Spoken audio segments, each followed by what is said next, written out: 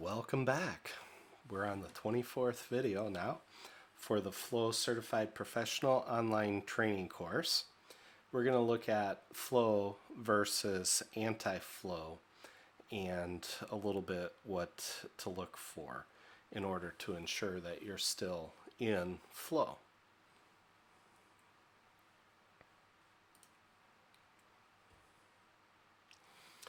The leadership takeaways here are that if you have the right vision plus a strong delivery, that's going to equal the right results. If you have the right vision but a weak delivery, probably going to get wrong results. If you have the wrong vision plus strong delivery, you could still end up with wrong results. And definitely if you have wrong vision plus weak delivery, you're going to end up in anti-flow and getting exactly what you don't want to get. So basically we have vision on the left axis, and on the horizontal axis we have delivery, and that's your vision is clear, and it's so you have a high clarity for your vision, and down here that's a low clarity for your vision. And then on delivery, you have a low ability to deliver versus a high capability of delivering the strategies on which you want to capitalize on. And so basically, as I had shared earlier, you have, if you have a high clarity for your vision, so you can have the right vision and a weak delivery, you're going to end up with the wrong results 9 times out of 10. And so you're probably over in this quadrant for not really being in flow, but almost getting there. Now, if you have the wrong vision but you have strong delivery, you could still end up with wrong results, probably 9 times out of 10. And I have a pretty good example of that one. I was on a team that was brought in to do the Agile reboot for an organization. They had been trained by one of the top Agile companies, maybe in the world, and man, could they deliver. Those teams, man, they could just shoot work through those teams, and it got done. And the teams were delivering results. But the executives were not happy with the results. The perception of IT and technology by the business side was they can't deliver anything that we ask for. And so, again, it goes back to that communication disconnect. But they had an amazing ability, and this was 20, 30, 40 teams. Man, they could just shoot the work up. They had great scrum masters, really good agile coaches. They had product owners identified for each and every team. Was it perfect? Not by any stretch of the imagination. And they had lost a lot of their agile champions along the way. And so basically what ended up being the case is that they had strong delivery, but they weren't getting the right vision communicated to the teams.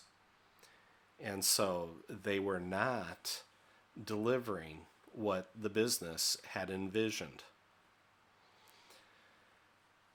Other companies I've seen where there basically is no vision and they don't have the ability to deliver.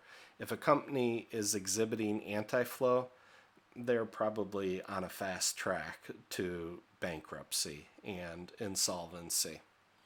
Now, when everything is working correctly and you've got the right vision and strong delivery, you're probably going to get the right results.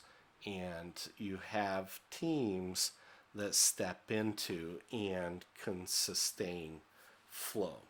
Now, that said, do you have to have every team in a portfolio or in a group of programs? Do you have to have every team in a state of flow to win? No. You only have to incrementally bring people up the curve, both maturity wise, understanding wise, and ability wise. As you bring them up the curve, they will get closer to being able to deliver what you need. You'll have a majority of your teams will probably be in either the upper left or lower right box, or skirting the edges here along the border between that particular box and flow. You only need to get some of the teams into a state of flow in order for the overall throughput of the organization to more than double. And so, on the average, that was the big aha moment for me about 8 years ago. The big aha moment for me was, oh, you don't have to have everybody with to double your throughput, to double the ability of the teams to deliver, to do twice the work in half the time, those types of things. So,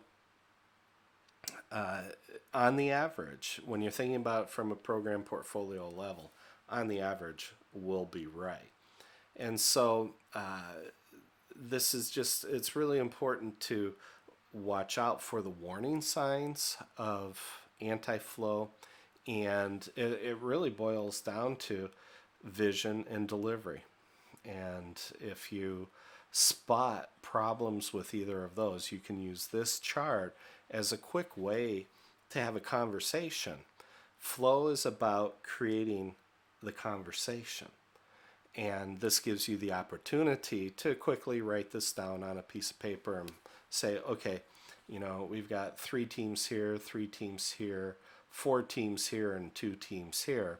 And you can show very quickly to the executives that, hey, if we get one more team here or another team in here, it's going to double what we're delivering. And even if we can get one of these teams out of anti-flow and into one of even the other boxes, we're still going to win. So this is simple, and it's easy to understand. It's not easy to do. Okay, it requires lots of discipline, lots of effort, and a lot of discipline-focused work. So, as we had mentioned earlier about flow versus anti-flow, this basically gives you a quick grid that you can go down through and look at and figure out where are all my teams at. So the application of this is, do I have a crisp, clear vision for every team? Because if the team doesn't have a crisp vision that's linked back, how can I even have flow clarity? Okay, so you got to be able to have that crisp vision in order to even have a chance of getting into flow. And then, are my teams strong at delivering? And are those deliveries then aligned with the vision? If they're not aligned with the vision, then you just wasted your investment.